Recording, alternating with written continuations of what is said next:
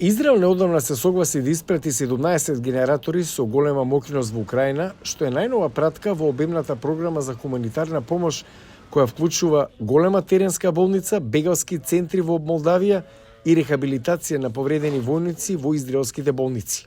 Israel has shifted and divested. Израел ја пренасочи во основа сета своја меѓународна помош, што вообичаено е глобално распределена во 140 земји. Сега се е насочено кон Украина. Исклучително е важно дека Израел ги зголеми средствата повеќе од тројно од редовниот севкупен буџет за меѓународниот развој, соработка и помош. Но додека ја поздравуваат хуманитарната помош, израелските лидери вршат притисок врз меѓународната заедница, вклучувајќи и новата израелска влада да испрати поголема војна помош.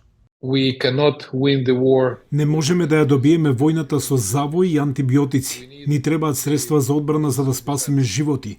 Нашата влада и председателот се разочарани од моменталната израелска позиција, но се уште се обидувам да бидам оптимист. За да избегне конфликт со Русија, Израел одбива да испрати војна опрема во Украина од почетокот на војната. Израел изрази загриженост дека Русија, која го контролира воздушниот простор над соседна Сирија, би можела да ги блокира израелските воздушни напади врз иранските вооружени конвои кои се опатуваат кон Хезболах преку Сирија.